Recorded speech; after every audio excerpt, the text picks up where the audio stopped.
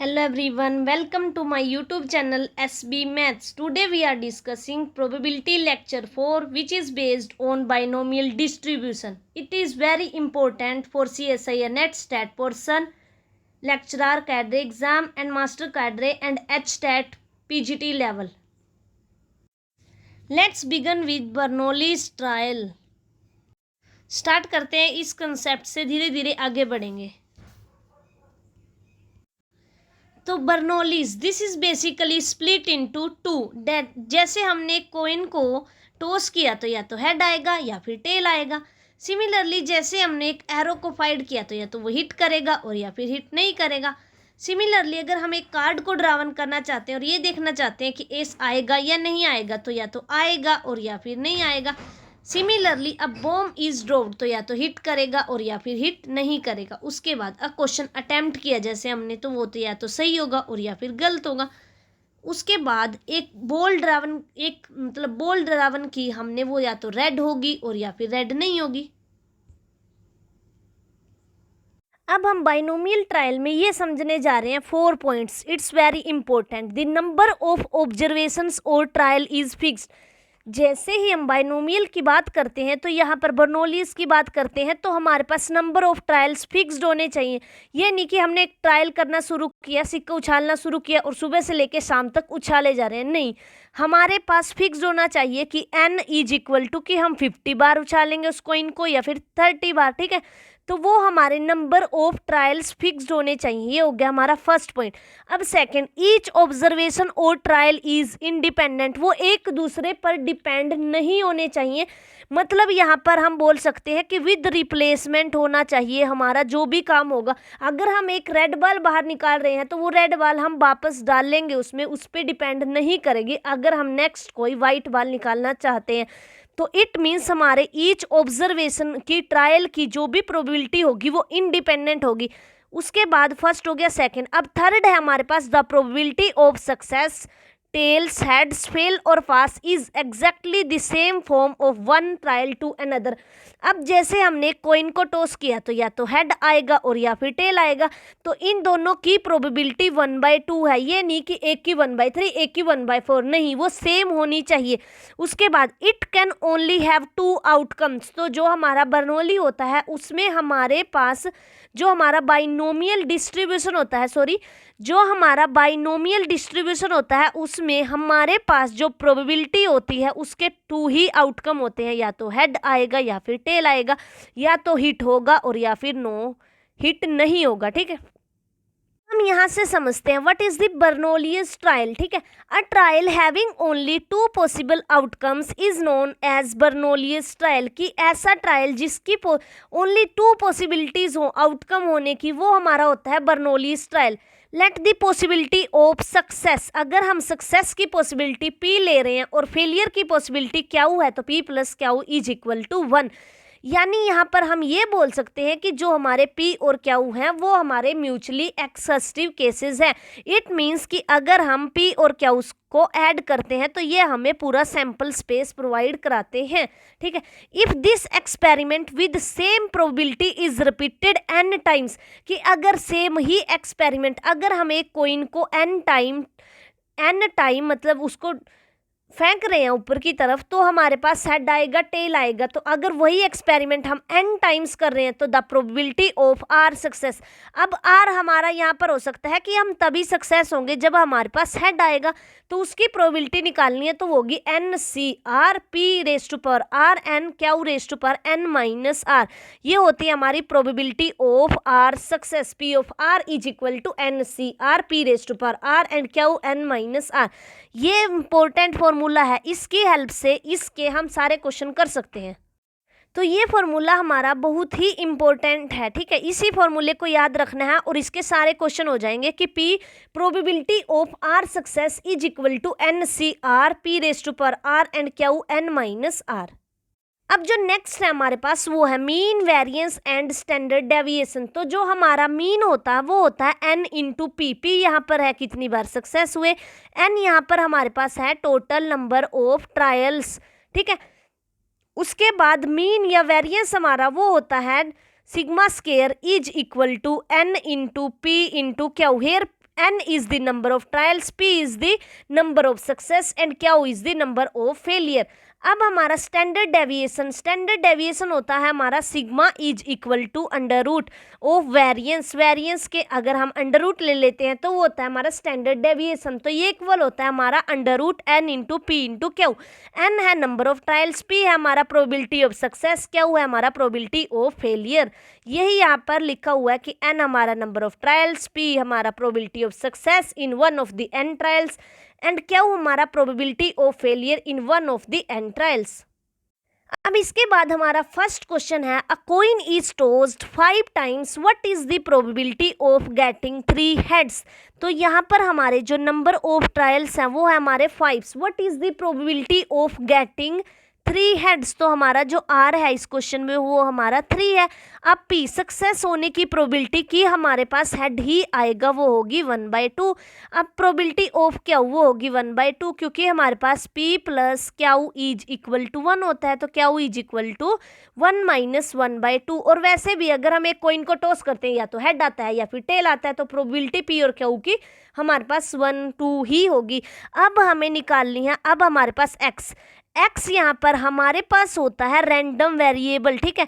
अब x यहाँ पर हमारे पास गिवन है क्वेश्चन में x इज इक्वल टू 3 तो probability of x is equal to 3 is equal to 5c3 and p की पावर 3 एंड q की पावर 2 क्योंकि वो फॉर्मूला था वो हमारे पास था NCR P raise to power R and Q raise to power N minus R कि अगर हमें R सक्सेस की प्रोबेबिलिटी निकालनी है N में से तो वो फॉर्मूला था हमारे पास NCR P raise to power R and Q raise to power N minus R।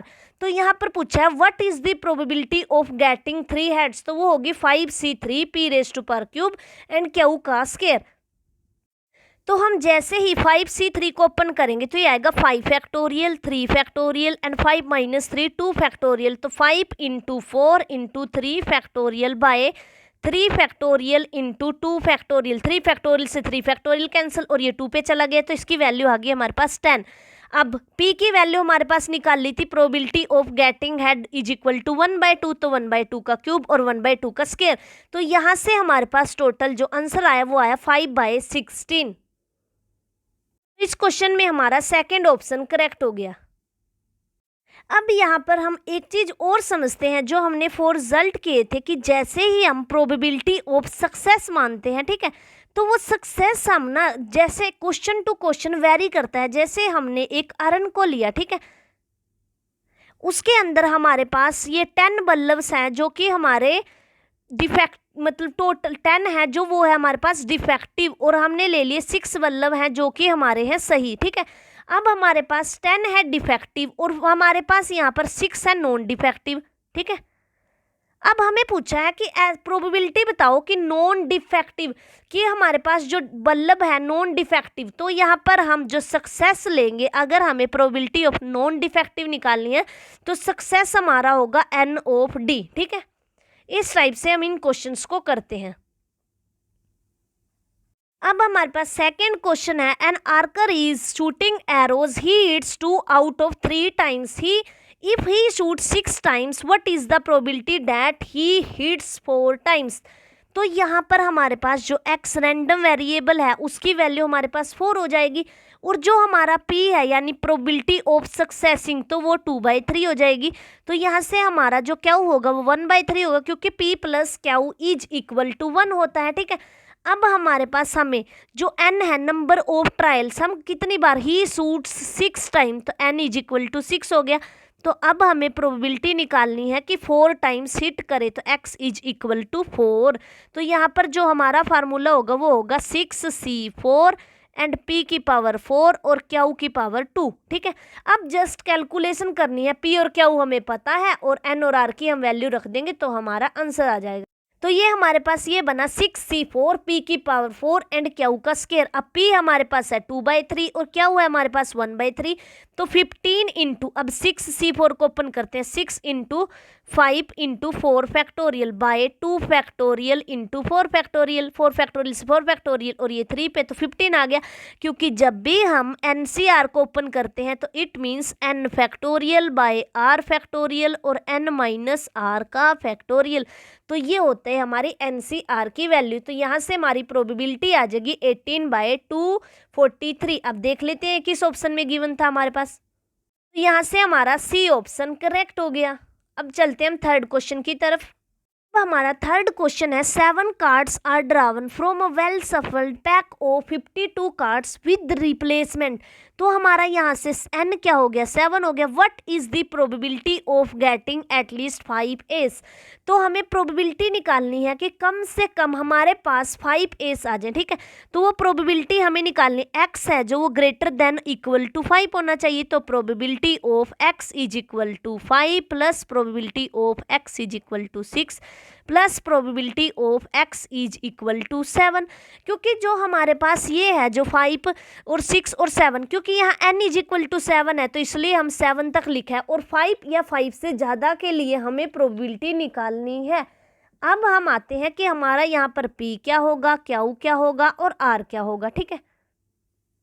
अब यहाँ पर हमारे पास टोटल होते हैं 4 एसेस, ठीक है। तो ये प्रोबेबिलिटी ऑफ p की हमारे पास एस ही आएगा, वो होगी हमारी 4/52, तो 1/13 और 1 प्लस। अब हमारे पास होता है p प्लस q यानी success plus failure is equal to 1। तो जैसे ही हमारे पास p की वैल्यू 1/13 आ जाती है, तो जैसे ही 1 माइनस 1/13 करते हैं तो वहाँ से आ जाएगा 12/13।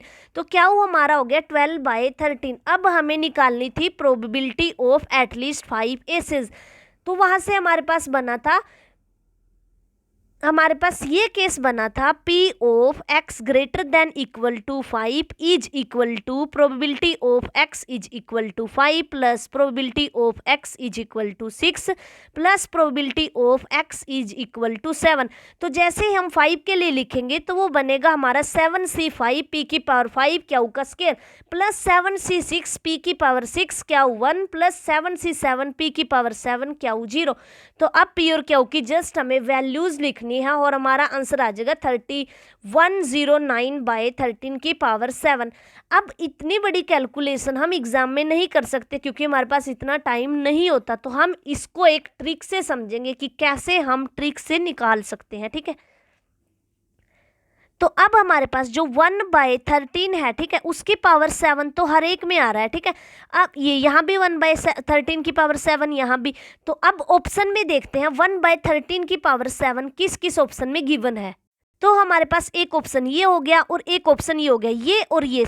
सेकंड और थर्ड ऑप्शन तो देखते ही हमारे कट हो गए क्योंकि हमारा 13 जो बाय में है 1/13 की पावर 7 आया है कॉमन, और जो बीच में आई है जो टर्म आई है वो आई है 1/13 की पावर 5 इंटू 12/13 की स्क्वायर प्लस 1/13 की पावर 6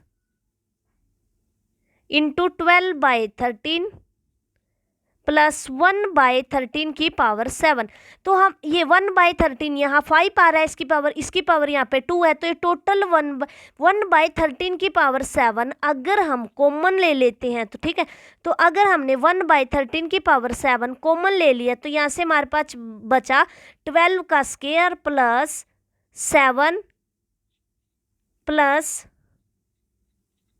7 इंटू 12 प्लस 1। तो जैसे ही हम यूनिट डिजिट से खेलते हैं, ठीक है, कि यूनिट डिजिट से कैसे हम पता लगा सकते हैं। तो यहाँ अगर हम यूनिट डिजिट देखें तो यहाँ से हमारे पास 2 इंटू 2 4 आ जाएगा यूनिट डिजिट, प्लस यहाँ से हमारे पास आएगा 4 और यहाँ से हमारे पास आएगा 2। तो जैसे ही अब हम इनको ऐड करते हैं, इनको यूनिट डिजिट को, तो जो हमारा लास्ट डिजिट आने वाला है वो हमारा 9 आने वाला है, ठीक है।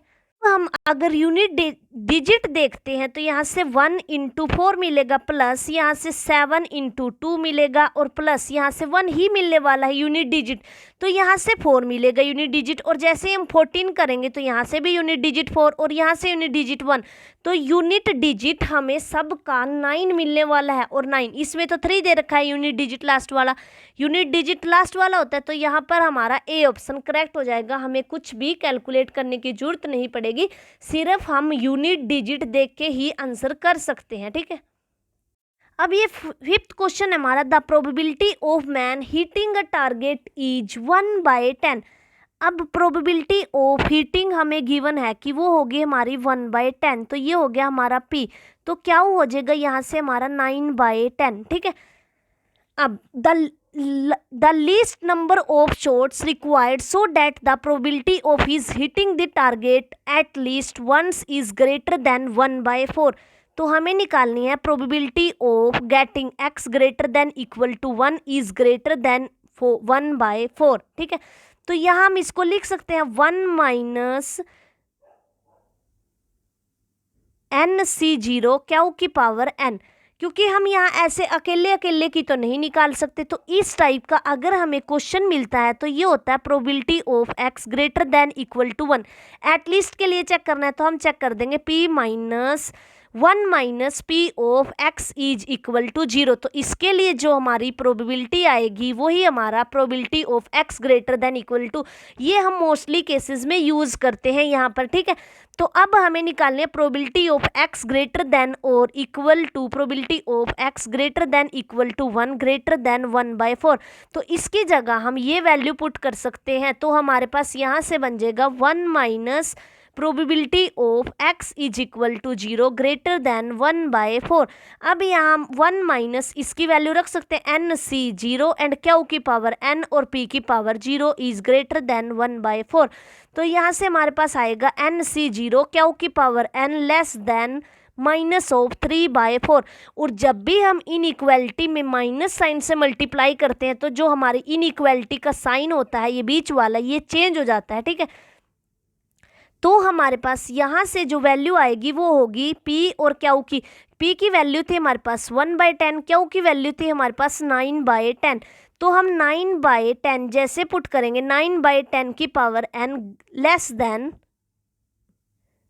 9 की पावर 10 लेस देन 3/4 हो जाएगा हमारा। अब चेक करते हैं कि n की किस वैल्यू के लिए हमारे पास ये वैल्यू होल्ड होती है, ठीक है। तो अब n की वैल्यू 1 रखेंगे तो ये तो नहीं होता हमारे पास, छोटा 0.9 इज नॉट लेस देन 0.75। अब 2 रखेंगे तो 0.81 समथिंग आएगा, वो भी नहीं होता n इज इक्वल टू 2 के लिए। अब n इज इक्वल टू 3 के लिए चेक करेंगे, ऐसे ही n इज इक्वल टू 4 के लिए, जिसके लिए ये इनइक्वालिटी सेटिस्फाई हो जाएगी, वो होगा हमारा लीस्ट नंबर ऑफ शॉट्स। तो हमारा वही आंसर होगा, हमें n की वैल्यू फाइंड करनी थी, ठीक है। तो यहाँ पर जैसे ही हम n की वैल्यू 3 लेते हैं तो 0.729 less than 0.75 which is true. तो हमें 3 नंबर ऑफ ट्रायल्स यहाँ पर करने पड़ेंगे, ठीक है। अब क्वेश्चन को एक बार दोबारा से समझ लेते हैं कि अगर P जो प्रोबेबिलिटी थी हमारे पास a man hitting a target is 1/10 वो गिवन थी, तो P इज इक्वल टू 1/2। और जो हमारा क्यू है वो आ जाएगा यहाँ से 1 माइनस 1/10, तो 9/10। अब P not hitting in n trials वो होगी हमारे पास क्यू की पावर n। तो अब हमें एटलीस्ट 1 के लिए निकालने, तो P of x greater than equal to 1 निकालने की बजाय हम ये निकाल देंगे P of x greater than equal to 1 की जगह हम लिख सकते हैं P of x is equal to 0। तो यहाँ से इसकी वैल्यू हम ग्रेटर देन 1/4 करेंगे तो हमारे पास n की वैल्यू 3 आ जाएगी, ठीक है। अब हमारा नेक्स्ट क्वेश्चन है, the probability of the bomb hitting a bridge is 2/3। 2 direct hits are needed to destroy the bridge. The minimum number of bombs required such that the probability of bridge being destroyed is greater than 3/4। अब हमें probability है, हमें given है कि bomb हमारा hit करता है उसकी प्रोबेबिलिटी, यानी हमारा इस क्वेश्चन में P हमें गिवन है इज इक्वल टू 2/3। और जो हमारा क्या हो जाएगा P plus q is equal to 1 होता है, तो यहाँ से क्या हो जाएगा हमारा 1/3। अब हमें गिवन है कि destroyed the minimum number of bomb such that the probability of bridge being destroyed is greater then 3/, तो हमें निकालनी है probability of destroyed greater than 3/4। तो हमें यहाँ पर निकालनी है n की वैल्यूज, ठीक है। तो यहाँ पर अब हम 2 डायरेक्ट हिट्स आर नीडेड, 2 की तो हमें ज़रूरत है ही है, तो यहाँ पर हम ये लिखेंगे probability of x greater than equal to 2 greater than 3/4। तो अब यहाँ से हम इस क्वेश्चन को, वैसे तो ये नहीं पता ना n कहाँ तक जा सकता है, लेकिन इसको लिख सकते हैं probability of x greater than equal to 2 को हम लिख सकते हैं probability of x is equal to 0 plus probability of x is equal to 1। तो इसको एक ब्रैकेट में बंद करके लिख सकते हैं ग्रेटर देन 3/4। तो अब probability of x is equal to 0 के लिए लिख लेंगे और probability of x is equal to 1 के लिए लिख लेंगे और उसको 1 से माइनस कर देंगे। तो यहाँ से हमारे पास आ जाएगा 1 माइनस NC0 p की पावर 0 क्या n minus 0 plus NC1 and p क्या n माइनस 1 ग्रेटर देन 3/4। अब यहाँ ये फॉर्मूला बन गया 1 माइनस NC0 एंड p की पावर 0 क्या की power n minus 0 plus NC1 p क्या की power n minus 1 greater than 3/4। अब p की वैल्यू भी हमें पता है 2/3 है और क्या की वैल्यू भी पता है हमें 1/3 है।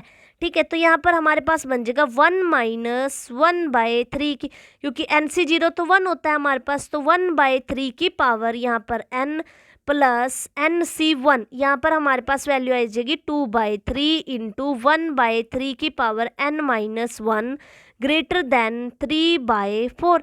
अब इसको हम सोल्व करेंगे और n की वो वैल्यू निकालेंगे जिसके लिए हमारे पास ये इनइक्वालिटी होल्ड हो जाए।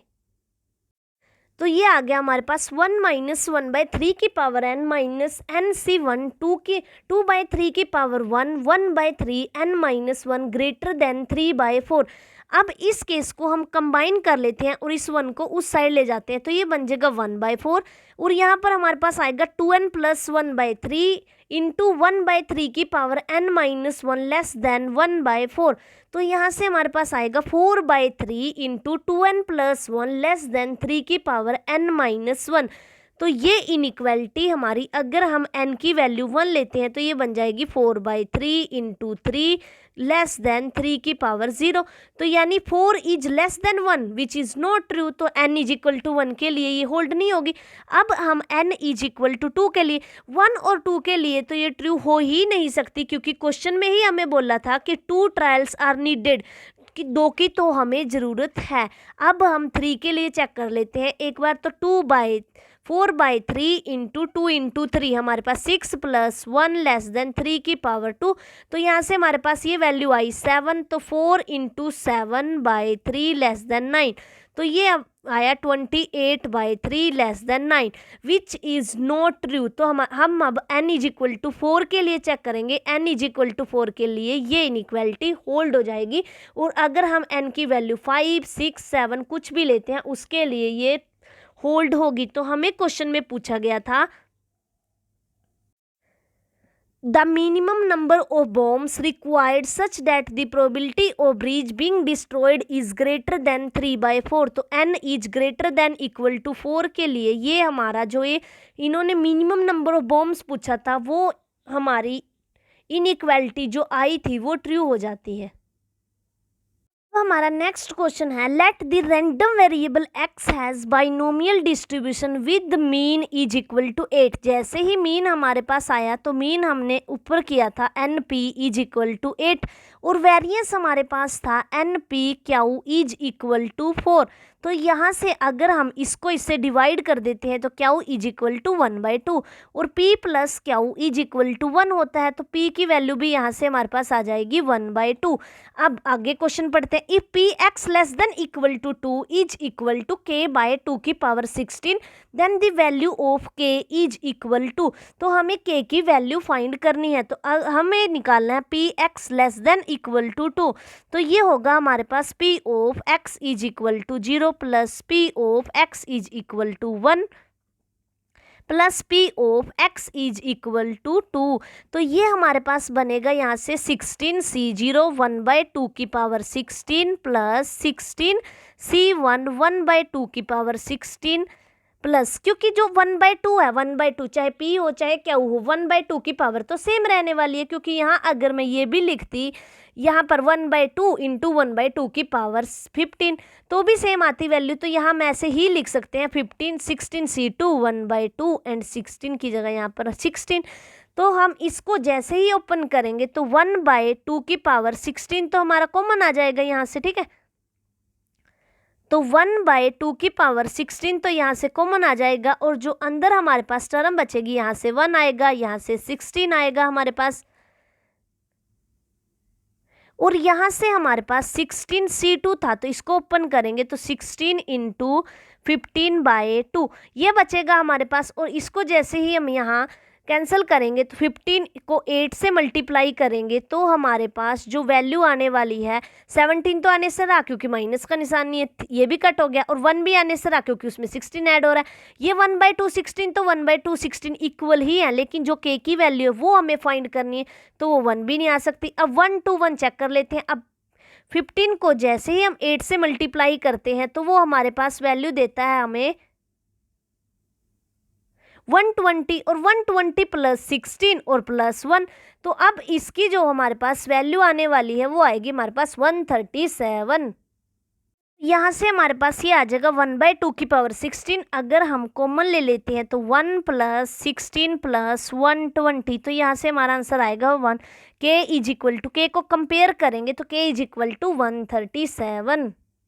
अब ये क्वेश्चन हमारा बहुत ही इजी है, बिल्कुल similar. The mean and the variance of the random variable x having binomial distribution 4 and 2। अब हमारे पास जो मीन है हमारे पास वो गिवन है, यानी NP = 4 और NPQ = 2। तो यहाँ से हमारे पास Q की वैल्यू आ जाएगी 1/2 और P भी हमारा 1/2 आ जाएगा, और N हमारा अगर हम P और Q की वैल्यू यहाँ पर उठा के पुट कर देते हैं तो हमारा N आ जाएगा यहाँ पे जैसे 1/2 और 1/2, तो यहाँ से n की वैल्यू आ जाएगी 8। अब हमें निकालना क्या है, देन p = x = 1 पे निकालना है। तो वेरी सिंपल, तो 8c1 p की पावर 1 एंड q की पावर 7। तो यहाँ से हमारे पास जो वैल्यू आएगी वो हमारी आएगी 8 × 1/2 की पावर 8। तो ये 8, अब यहाँ से 1 की पावर 2 की पावर 3, तो इससे कैंसिल हो जाएगा, यहाँ पे बचेगा 2 की पावर 5 और वो होता है हमारा 1/32। अब हम इसको देखते हैं, मीन हमारा NP, वेरिएंस हमारा NPQ। तो यहाँ से हमारी Q की वैल्यू 1/2, P की वैल्यू 1/2 और N को 8 कैसे निकाला, P और Q की वैल्यू यहाँ पे पुट की, N 8 आ गया। तो Px = 1 = 1/32। तो यहाँ से B ऑप्शन करेक्ट हो गया। अब next question, for an initial screening of an admission test a candidate is given 50 problems to solve. अब हमारे पास यहाँ पर n = 50 given. If the probability that candidate can solve any problem is 4/5। अब अगर कैंडिडेट किसी प्रॉब्लम को solve करता है तो उसकी प्रोबेबिलिटी है 4/5। ही यहाँ पर he is unable to solve less than 2 problems. अब हमें उसकी प्रोबेबिलिटी निकालनी है कि वो अनएबल टू सोल्व यानी सोल्व नहीं कर पा रहा है। तो अगर हम यहाँ पर अपना P देखते हैं तो P हमारा यहाँ पर जो हमारा X होने वाला है वो होने वाला है 1/5, क्योंकि सोल्व करने की प्रोबेबिलिटी है ना 4/5, हमें तो नहीं सोल्व करने की निकालनी, अनएबल टू सोल्व, सोल्व नहीं कर पा रहा है। तो हमारे पास जो P होगा यहाँ पर जो सक्सेस होगी वो होगी हमारी 1/5 और क्या हो जाएगा हमारा 4/5। क्यों हुई हमारी सक्सेस P 1/4, क्योंकि सक्सेस ये हमारी सोल्व करने की 4/5 थी, लेकिन हमें तो अनेबल टू सोल्व नहीं कर पा रहा है उसकी निकालनी है। तो सोल्व नहीं कर पा रहा उसकी प्रोबेबिलिटी हमारे पास 1/5 है, क्योंकि 4/5 + P = 1 होता है। तो P = 1 - 4/5, तो यहाँ से P = 1/5 आ जाएगा हमारा। तो यहाँ पर N हमारा 50 है और P हमारा 1/5 है और Q हमारा 4/5। अब क्वेश्चन हमारा जो हमें सोल्व करना है वो है he is unable to solve less than 2 problem. तो Px < 2 is equal to P of x is equal to 0 plus P of x is equal to 1 plus P of x is equal to 2। अब यहाँ पर values put कर देंगे हम NC0 P की power, तो ये हम वैल्यूज़ पुट कर देंगे यहाँ पर 50C0 1/5 की पावर 0 एंड 4/5 की पावर 50 प्लस 15c1 1/5 की पावर 1 4/5 की पावर 49। अब 1/5 की पावर तो 50 ही आने वाली है हमारे पास, ठीक है, यहाँ से और यहाँ से। और जो हमारे पास अंदर की टर्म बचती है वो है 4 की पावर 50/5 की पावर 50 प्लस 50 इंटू 4 की पावर 49/5 इंटू 5 की पावर 90। तो जैसे ही हमने यहाँ पर 4/5 की पावर 50 को कॉमन 49 को कॉमन लिया तो यहाँ से बचा 4/5 प्लस 10, तो यहाँ से बचा हमारे पास 54/5 इंटू 4/5 की पावर 49। अब देखते हैं किस ऑप्शन में गिवन था, तो यहाँ से हमारा सी ऑप्शन करेक्ट हो गया। Thank you for watching my video, and if you like my videos then please subscribe my channel and share also.